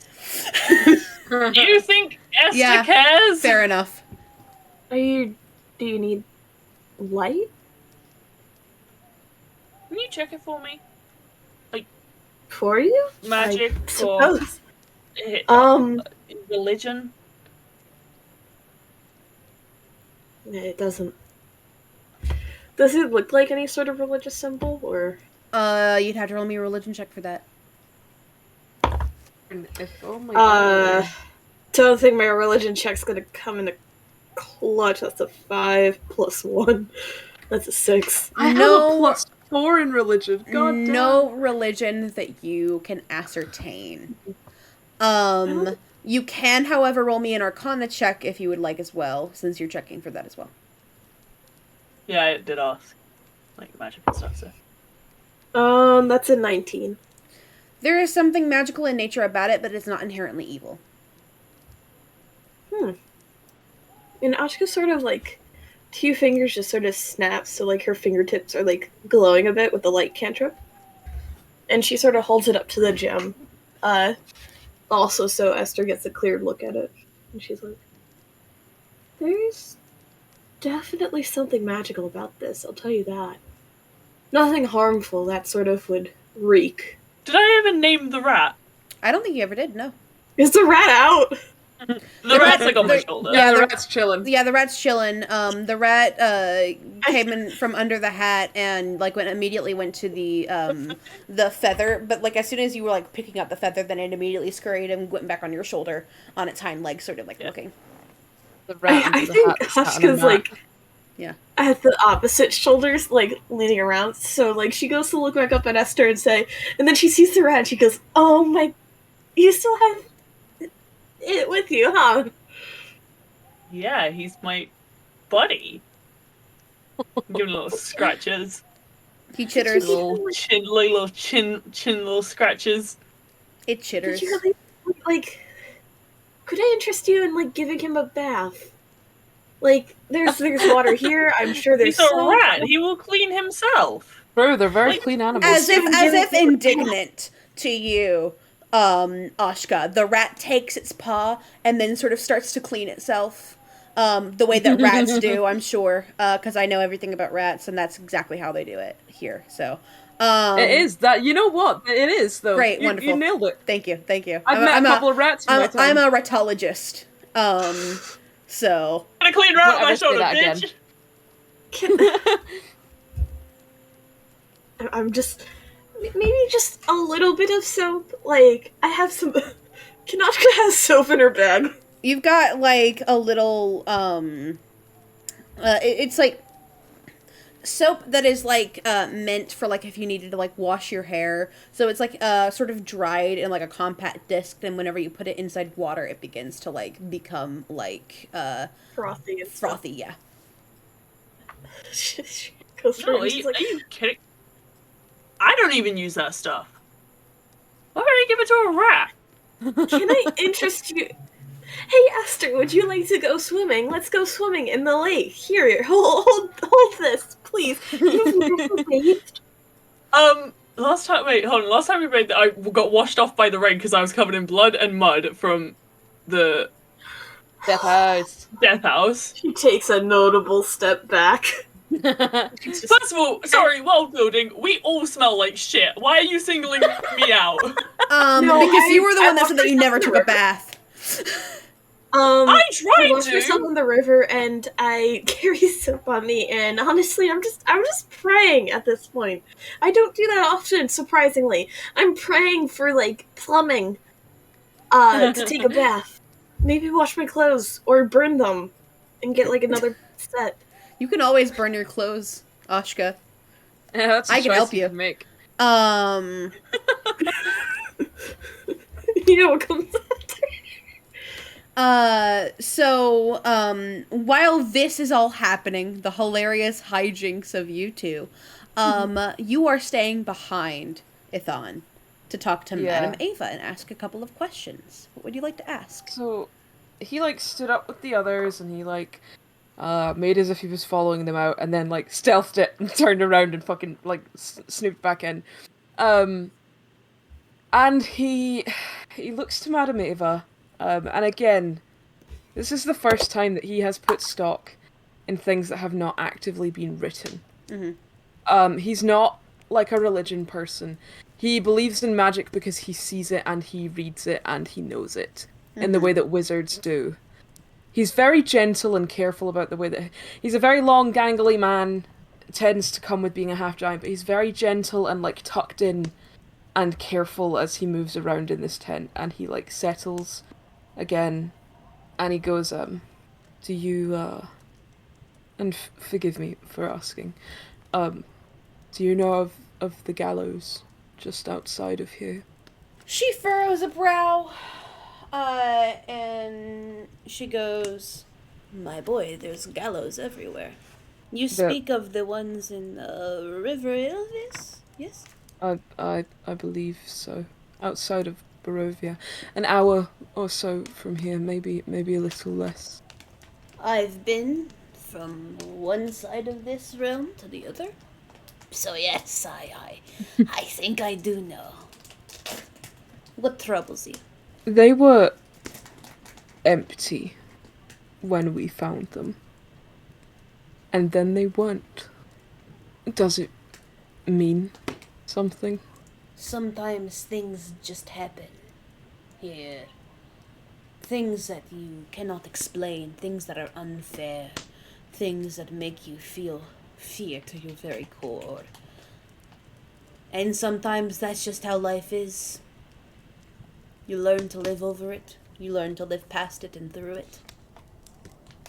I do not know what kind of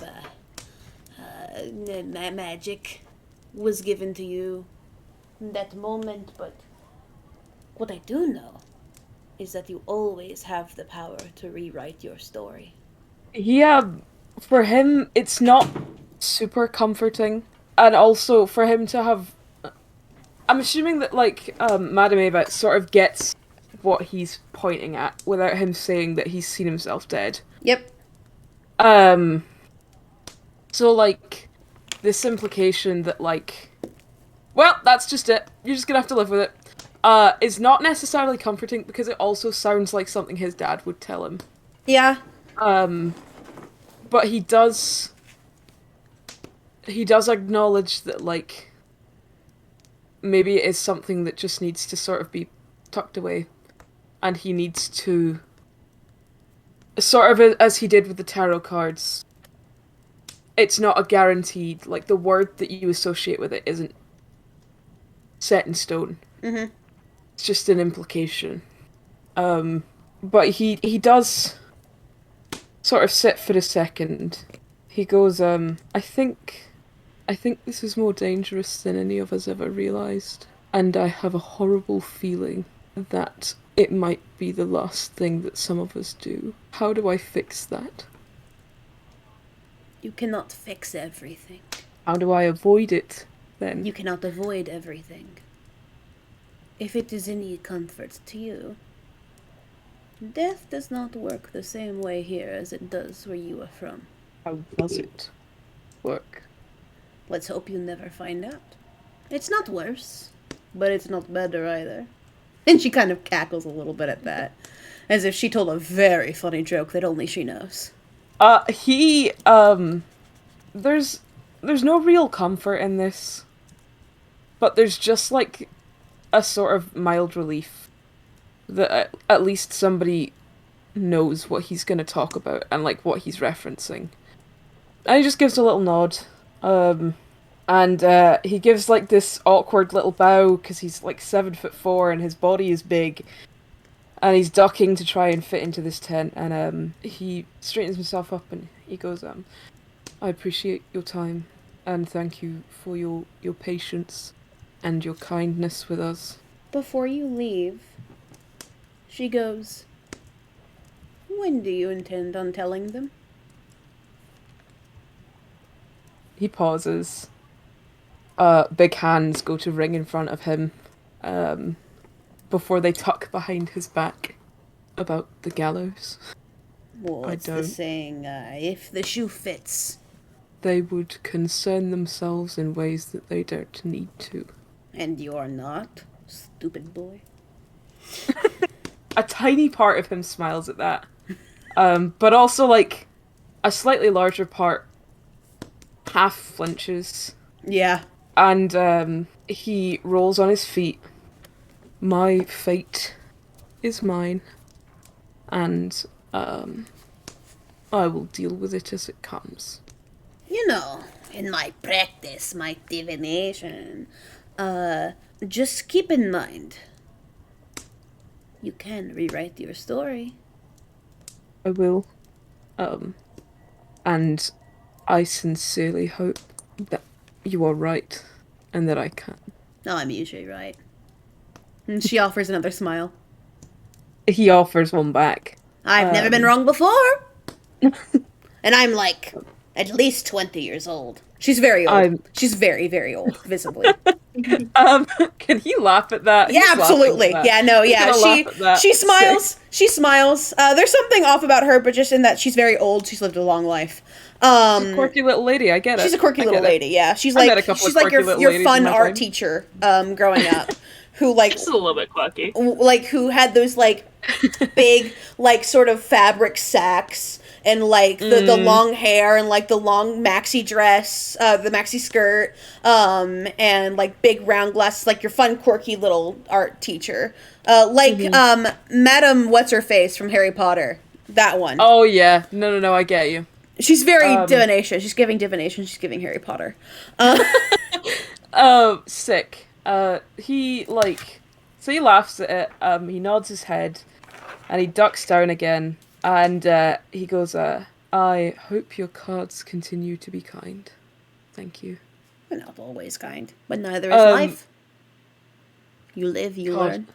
And again, like there's a roll of his shoulders and a little muttered thank you. Before he excuses himself and goes to leave the tent. And waiting by the tent is your friend, Andriana, who, she goes, "Were you actually able to talk to her?" She doesn't talk. Oh, well, she talks, but she doesn't she gives readings, but she doesn't talk to people, you know? She's like, "Get out of my tent!" He cracks another smile. And he goes, "Well, she certainly spoke."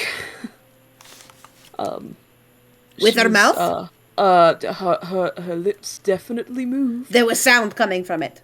Yes, and I'm fairly sure she breathed as well. Very impressive. It's very impressive for her age.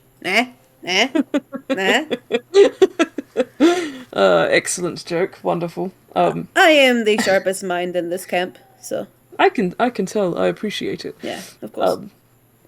No, she was a great help. Thank you. Oh, don't thank me. I pointed you in the direction of the old lady, and I said, "Go, get your cards read now." And I listened for the first time, so I appreciate it. Well, open up your ears, big man. Great, excellent. He Open up your smiles. eyes, open up your ears. Maybe you'll miss something if you keep on being so fucking tall. Tall? Tall. Look, I. It's not my fault. I am 7 foot. How many flowers do you miss on the road because you're just looking forward and you see trees and nothing but trees? I can't tell if this is a metaphor or No, a joke. no. I'm asking like an actual question. Oh, I'm not the metaphors person. What the fuck are you talking about? I see a great many trees and sometimes long grass. Must be exciting being you. Yeah, it's wonderful. I thank you. Yeah, Live a wonderful life. Yeah. yeah. It's very, very exhilarating. Okay, old man, I'm going to leave. And then she like pats him on the back and says, "If you want some wine, I'm sure that they'll give you something. But get out. I don't like you here. Yeah."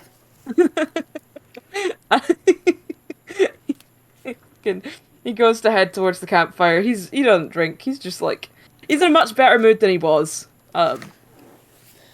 Great. And Irina, who's been kind of sitting there the entire time, making conversation with some of the Vistani, looks to you all and says, "Well, daylight is burning.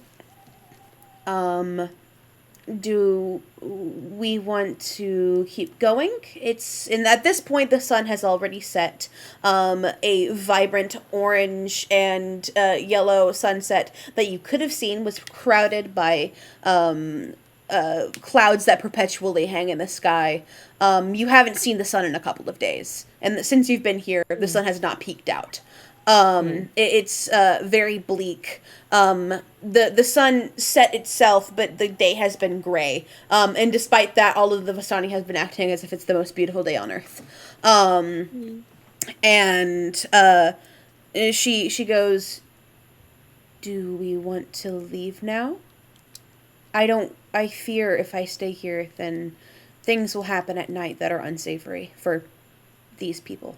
Aska sort of just thinks about it. She's like, "I want to ask Donimir just one more thing, and then we could head out. If that's alright with you." Go ahead. I mean, you guys are the leaders. And you're the one at risk. Well, then go. Fast. Yeah, she's going. And she looks for Stanimir in the crowd. Yeah, he's there. Yeah, and she just sort of waves him over, and she approaches, and she's just, I would first like to say thank you for the hospitality. It is greatly refreshing to have, especially in this sort of place. And I really hope I'm not pushing it, but we came here in carriages. Is it possible that you guys have a spare? To transport you, yes. For you to take, no. That's fair. And I assume you guys are not. We're camped. You're camped. That's all I was asking. But hey, if we're moving, because we move a lot, if you see us, go You ahead. can hitch a ride. I don't know why I'm using the Vistani accent for him. He doesn't have one. Yeah, if you see us, go ahead. He doesn't have a He doesn't have as much of an accent as others. Yeah, no, his is very light. Ah. Yeah, it's just deep. I was like, do I do the accent? I don't know if I want to do the accent. So I wanted to switch up the accent. So some of them have like a more like Russian sort of Czech accent. Some of them don't. Hell yeah. So As is the nature of traveling. As is the nature of traveling, yes, exactly. So yeah, his is much more understated. From having traveled a lot more. You hear like a little bit of an Elvish accent in there. You also hear a little bit of some gnome. Oh, big. Yeah. Pop off, King. Cool, but yeah, he's like, if you see us on the road, because we do that a lot, you're completely fine to come in and ask us for help. But as of right now, we are kind of strapped for time. That's understandable. But hey, I've got, hold on, and he like holds up a hand, and he goes into his wagon, which you recognize. That was the one that he, because it's only been a couple of days since you last saw him. He gives you, let me roll for it. So he gives you a pouch full of, whenever you peek inside, gemstones on the inside. And there are 21 gemstones in there. None of which are diamond, so you cannot get reviving. Okay. I know a good few fire spells that need a ruby though.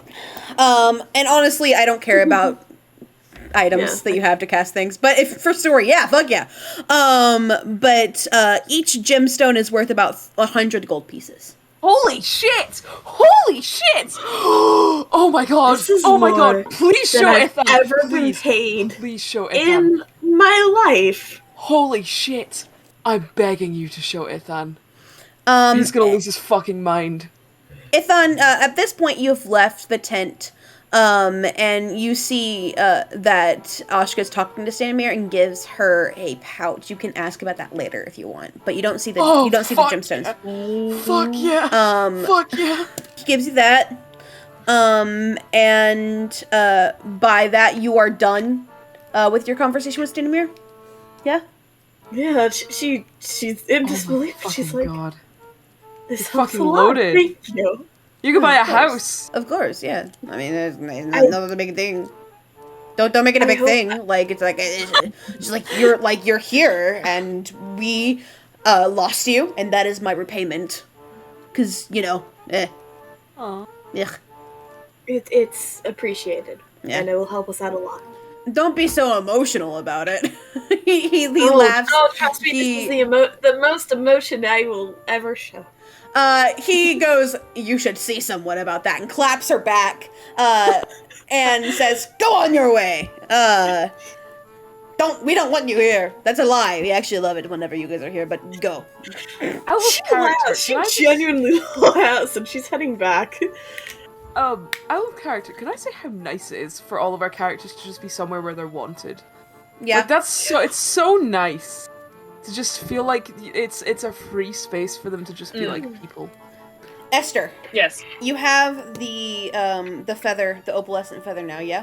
Yeah. Cool. I sort of like pointed it towards Ashka when I was asking her to like give it a once over, but I never actually handed it to her, so I just have it in my hands. Got it. So whenever you put it in the palm of your hand, for a moment, you feel a little bit of a relief. It's like, whenever you have, well, I don't know if this is a thing in the UK, we'll see. Do you have Vicks? Yes. Yes. So whenever you're sick and you put Vicks, like, on your chest to sort of help yourself feel relieved, it gives you that kind of feeling. It's like, whenever you sort of put it in the palm of your hand. I think I'm just gonna take it at face value. Yep. Good. Great. And in that case, if everyone is done with everything that they wanted to do, anyone else? I think I'm good. Cool. All right. So you're following the footpath from the encampment over to where you will find the village of what was described to you. The word that was used, or the name that was used, is Valaki. So you're being led to that area, the town, not the village. There's a difference, I promise. You head, it takes you about 30 minutes, to get to where you're at right now. And there is, you follow, there's a river right next to you, and you follow it as it leads to the base of a canyon. At the far end, which is a great waterfall that spills into a pool, billowing forth clouds of cold mist. Not the mist that you saw before. I have to clarify, this is mist specifically from the water. Just about to Arcana Just check regular mist. Yeah, I know, that mist traumatizes you in Curse of Strahd. A great stone bridge spans the canyon nearly 1,000 feet overhead. Holy shit. And that's about it. You go through that waterfall. You were able to the water itself, at least for what you've seen so far of Barovia. You are in Greater Barovia now. So the place itself is called Barovia itself, and then you were just in Barovia Village. So it's like New York City, New York, in that sort of way. So you are in for Barovia, and I'm going to refer to the rest of this as Barovia. I am not referring to the village. I'm referring to the greater place. The water is relatively clean. So you're able to, like, sort of stop by if you want. You can take a bath if you want. Before that, you should probably fill up your water casks if you want. You are able to partake in this this big waterfall with Aska looks at Esther and says, cleans, just not as much as people would like. I would like to put that out there. Is that it's like the whole, without a washcloth, so nothing really is getting done. But it's like it's presentable to other people. Just want to put that out there. "Get in the water, Not the Esther." matters. Esther gets in the water. Great. I am not going to roleplay you getting a bath, but you do take one. Fucking hosing you down. Yeah. Ithan fills his water cask with the running water. Yeah. Like Get coming it from the top. the waterfall. Yeah. Not the dirtiest Yeah. water. Yeah, and he is going to, like, wash his hands, wash his face, pull his hair back, tie it up again, like, slick it back, standard. Yeah, and Irina is also, she's got a little water cask too, so she's gonna go ahead and fill it, and sort of, like, look at, this is the first, like, kind of beautiful thing that you've seen in Barovia itself. Big waterfall. She sort of looks back, and she's just sort of, like, looking at every single inch as if taking it in. And she kind of smiles. She goes, "This isn't half bad." Yeah. It's the nicest thing I've seen thus far. There's not much to beat, is there? No, I agree. Not yet. And from that, you guys go ahead and follow that bridge. Very large bridge. There are gargoyles on either side. And you sort of pass through you pass through. She remarks that it's going to take a while to get to Valaki itself. It is a pretty far way away.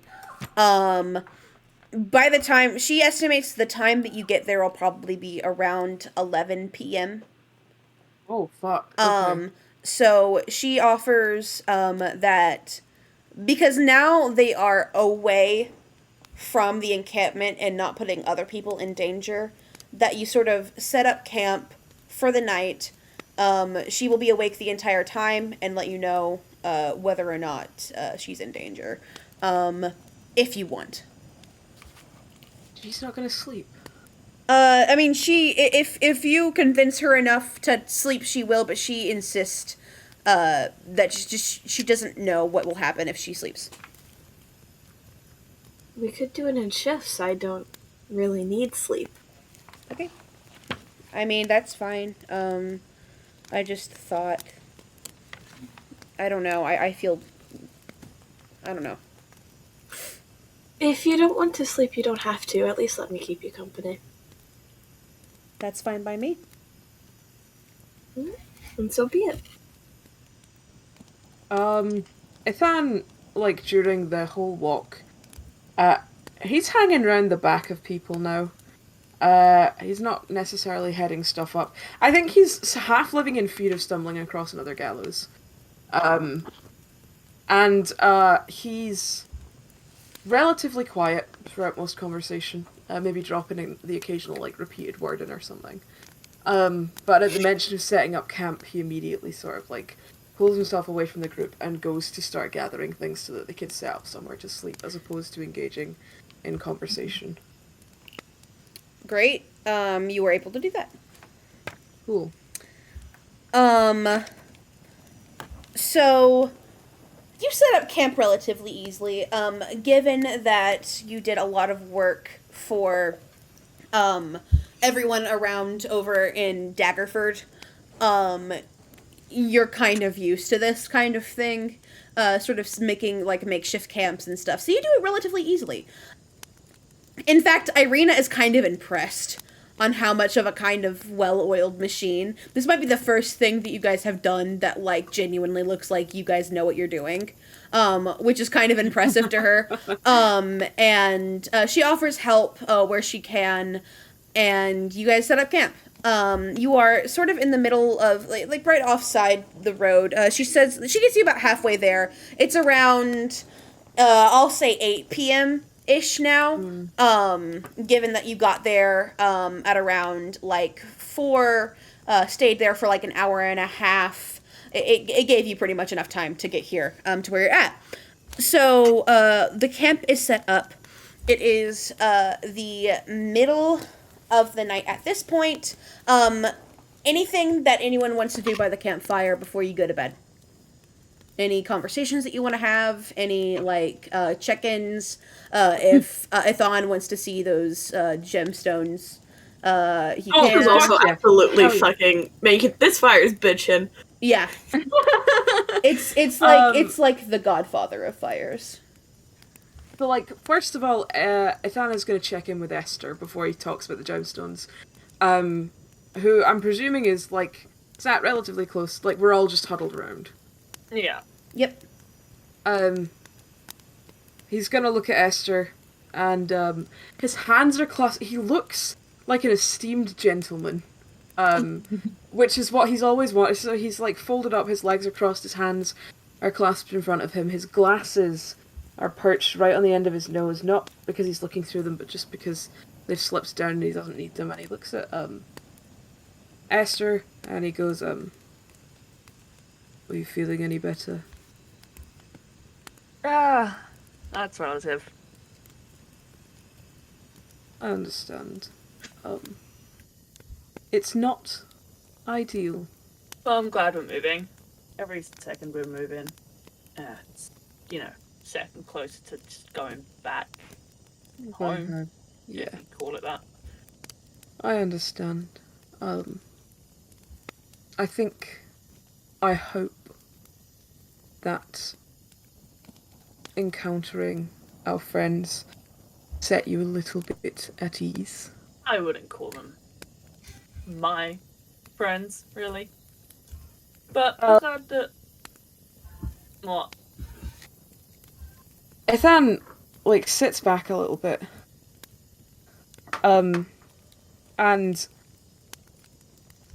it almost as if a good dad would gear up to have a very serious serious conversation with a kid, and in like in a gentle way.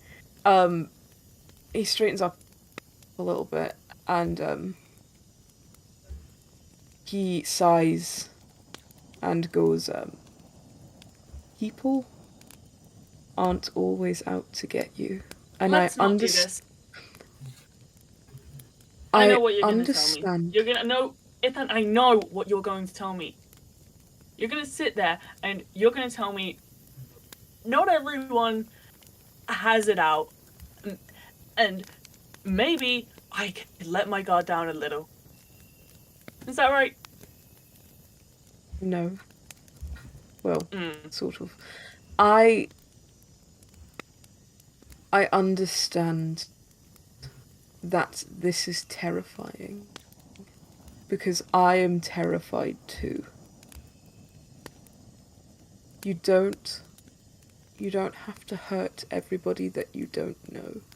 You don't have to treat them as though they're coming with guns blazing. I'm not saying let your guard down. I'm saying let suspicion brew, but don't let violence take it over. I want to say that's easy for you to say. I don't behave irrationally, if that's what you think I do. I think... And he's really not trying to upset Esther. He's very sincere when he talks. And his tone is very measured. And, in response to, seeing that he's obviously started to wind something in her up, he, draws back a little bit. And pauses before he continues. I don't think that you're irrational. I think that you act on what you know. And I understand. You don't have to do that all of the time. We will take care of you as much as you take care of us. Ithan, I trust you. Out of everything that happens, I trust you. I cannot trust that statement. I can't afford to trust your statement here. If you let me do what I need to do that has kept me safe for as long as long before you met me, then I can continue to do my job and keep you safe. You are a person, not a job, not a protector. You are a person. You are allowed to be that person. Not here. Not right now. Everything we've encountered, everything since we were thrown into that mist has gone against everything that any normal person would ever assume, ever think. Ithan, nothing about this is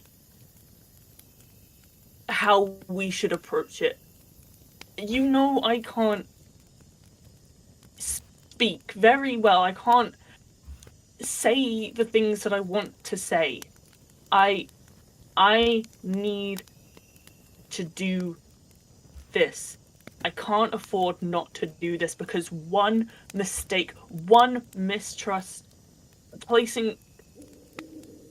She's getting really frustrated at all of this. There's no way for her to properly articulate just how wrong this entire situation is.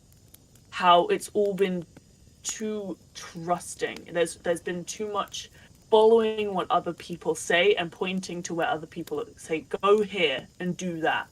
And this grinds against every nature that Esther has. There is not enough doing for her, and this is driving her up the wall because she cannot properly articulate how this is making her frustrated.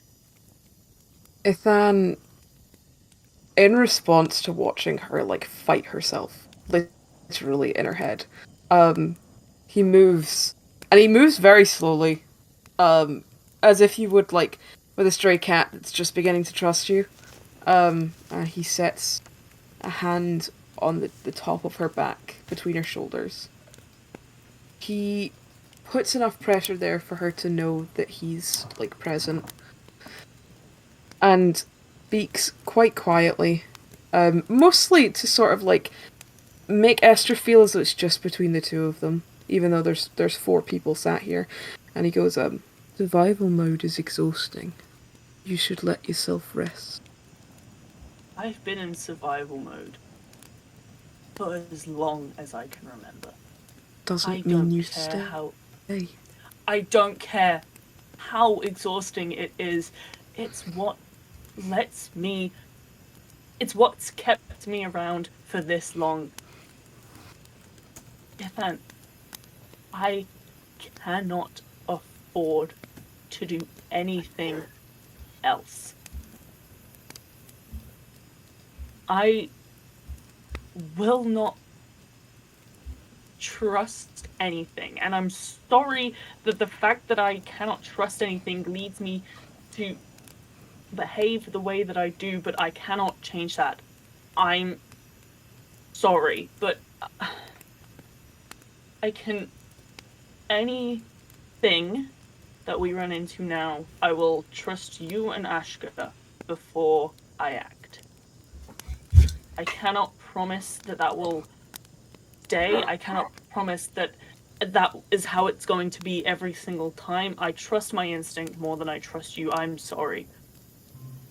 But if I reach for my weapons before I listen to your word, know that it is coming from a place where you must trust me as much as I trust you. At that, like, Ithan noticeably sort of, like, relinquishes. It's not unkind or, like, detached. It's like, this is the, like, standoff. We're not moving from here. But he's, like, very grateful that there's a degree of Esther that has listened to him, and he gives a little nod. And his hand squeezes her shoulder as it leaves. And he, again, like, a little nod, and goes, I trust you. I just don't want to see you upset, hurt yourself.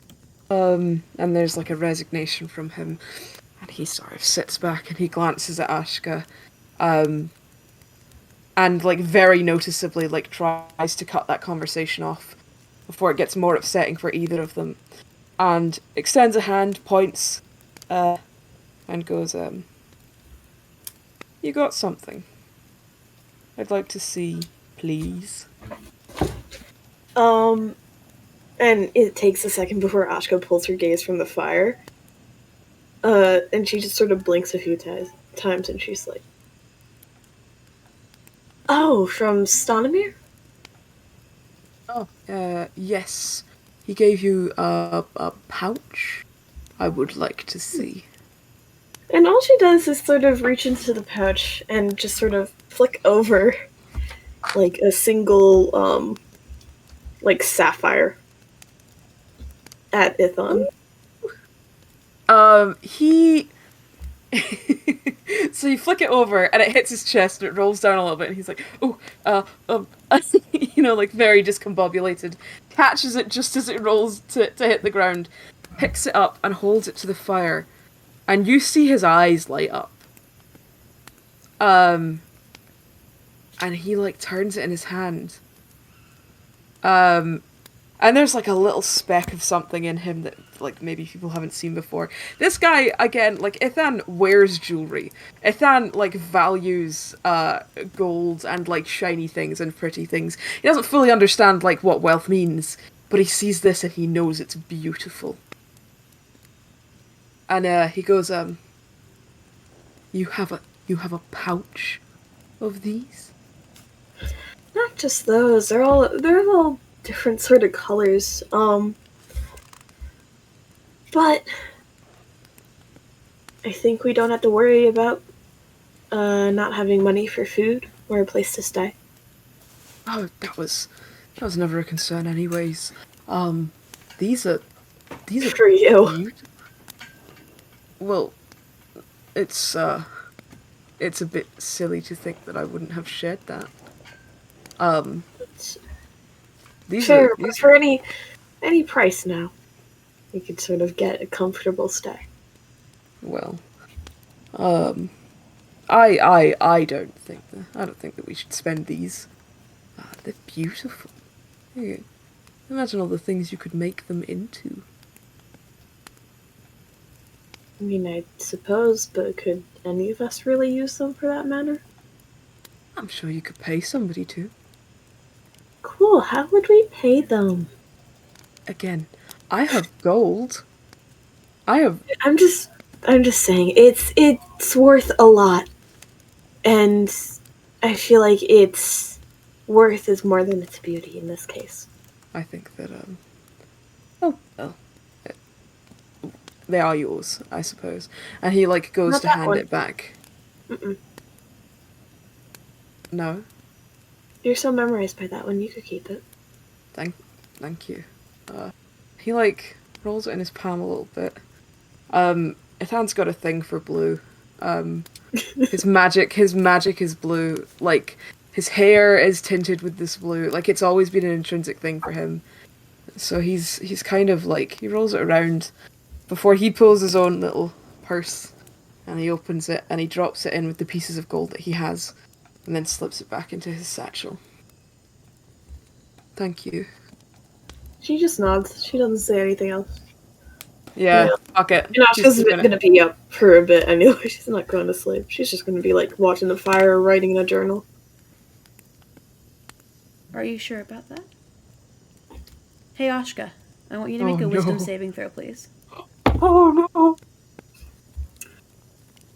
no. Alright, that is a 13 plus 6, that's a 19. Oh. What's going on? So, at this point, everyone's in for the night, right? Irina, go ahead. She lets you have the first watch, and she falls asleep pretty easily. After some convincing, she falls asleep, and you all get lulled into a pretty deep sleep. And Ashka, you are staying up near the fire. The fire is providing you all of the warmth that you could possibly imagine. And as you stare on the inside of the fire, you hear a voice in the back of your mind. It's Briar. And Briar goes, "What am I doing here?" And in that instant, you fall asleep. Now, elves don't sleep, right? They trance. So technically, you don't really need to do anything for sleep, but you do just, your body falls limp. You fall into a deep, deep sleep. The best sleep that you've ever had in your entire life. Dreams that are so... He's ever had. Yeah, exactly. The first sleep. But also the best rest. The first rest, very first dream ever. You are back, and there is around you. You are in the middle of a vast spanning forest, plentiful flowers on all sides, and in front of you is a small little birch tree. A sapling.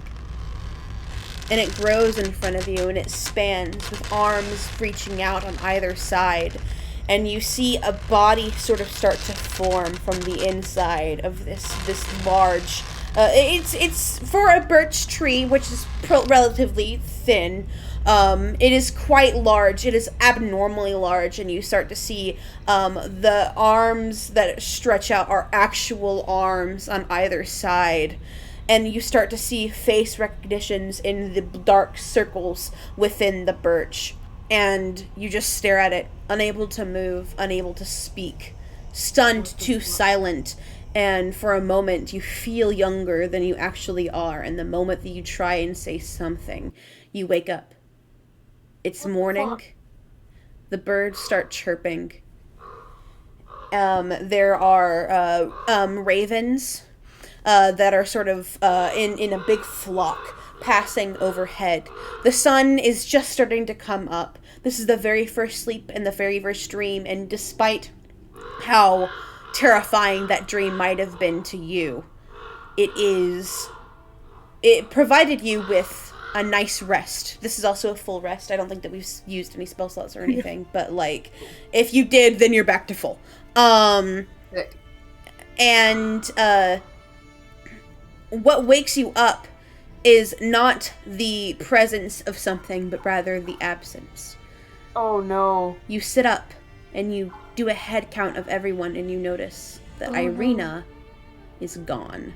I want Sedona to roll me a perception check, please. Oh, this is gonna be garbage. I have garbage rolls, and I have garbage perception. With advantage. Okay. Ooh, I've got my fingers crossed. I'm praying. Was it 12? 19! Great. Perception at -1. 18! That's okay! That's an 18! Ah! Sedona, your rat is also gone. No! Oh my god! Oh my god! Oh my god! Oh my god! Oh my god! Oh my god! Oh my god! And that's where we're ending the session. There we go. Oh my god! I'm Oh my more god! distressed about the fact they've stolen my rat than that Irina's gone.